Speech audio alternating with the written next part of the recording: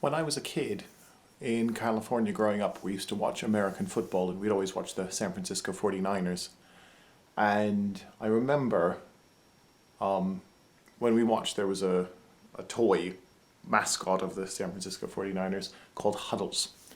And there was a lot of superstition around Huddles. And what we would do is we would put Huddles in a certain place and sort of see how things went. And if they did well, then, we would jump up and down and say, "Oh, good job, Huddles." And if they were doing badly, then we'd move Huddles from one part of the room to another or something. And there was this real sense that what was going on with Huddles in the room was directly related to what was going on in Candlestick Park where the 49ers were playing. And we were kind of messing around with what in logic terms is a logical fallacy known as post hoc ergo propter hoc. And what that means is after it, therefore because of it. And this is the idea that when you have what's called a correlation, you have two things that relate to each other, that you have what's called causation. So the one thing causes the other thing.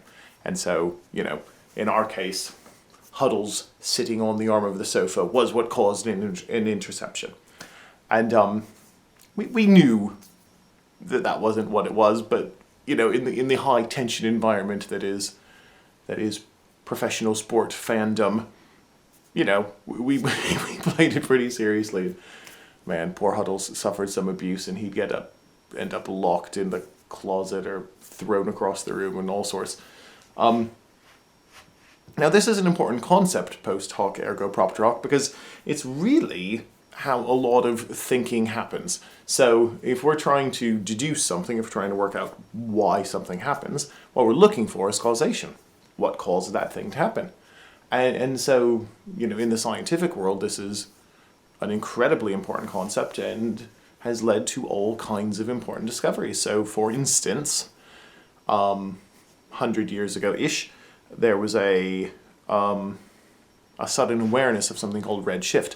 The length of light was changing, and there was this understanding that stuff in space was getting further away from other stuff in space.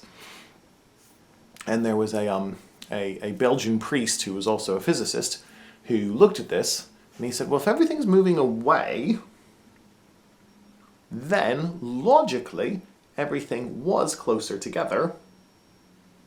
Therefore, logically, everything was at the same point at one point, and then suddenly ended up traveling in different directions.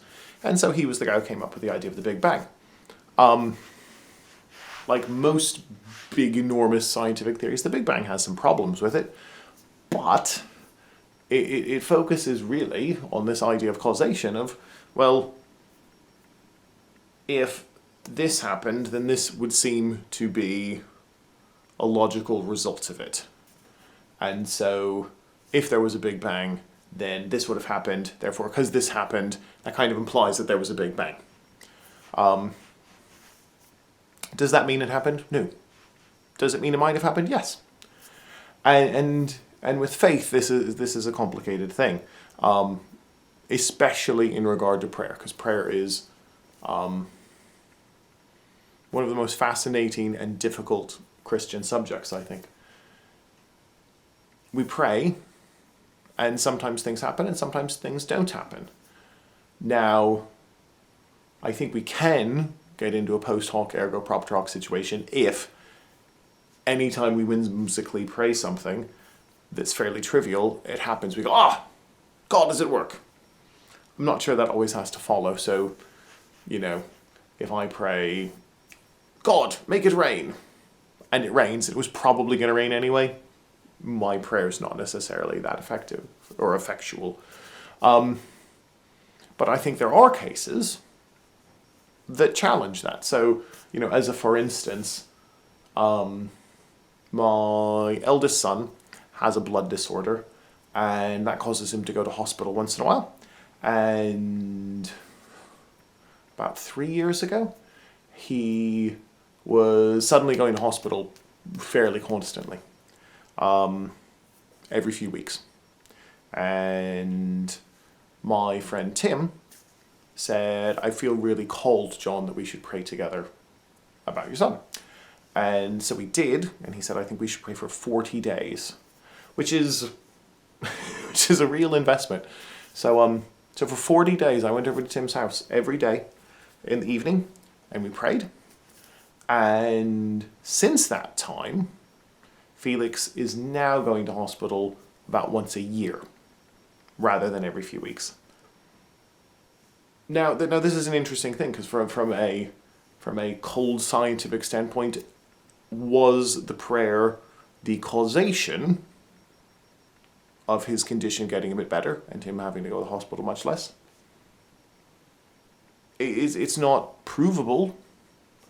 And I think this is where science and faith differ, but I think it's where they differ in a way where for science there's a kind of patronizing ha ha ha ha ha, you do not understand. Because essential in faith is choice. You choose to believe in causation that you can't scientifically understand. I think there's a couple important points here. One is it reminds us that science is good at finding causation in some things and not good at finding causation in all kinds of things. So a lot of things in life and in the universe are what are called multi-determined. They have a lot of different things that are the roots of their causation. And those things science really struggles with. So, psychology and sociology study things that are very complicated and have all kinds of different causes. And science looks at those fields and kind of says, well, they're not really science because they're actually a bit too multi-determined, and it's actually quite hard to be cold and scientific about things that are so complicated. It's much easier to, measure the velocity of this atom going this direction and dealing with things that are kind of focused. Prayer often involves things that aren't like that. So, I prayed for 40 days. My son's condition improved. At that point, I have a choice. I decide, do I believe that intervention affected things? Or do I not believe that? And that choice says a lot about, the level of faith I have. I'm not to say I'm some great hero of the faith. I'm absolutely not. I doubt all the time. I deny things all the time. I have unbelievably low expectations all the time. I'm rubbish in lots of ways. But in that case, that was a point at which I prayed. Something happened and I thought, that seems to relate. I did this. And this happened now. A scientist, a doctor, could come up to me and say, post hoc ergo propter hoc, and I would say, I'm choosing to believe. It's a choice. And I think that's a really critical thing. You don't always get to have proof. You don't always get to have the root of causation. Sometimes you just choose to say, I think there's a God, and I think my God did that. Thanks very much.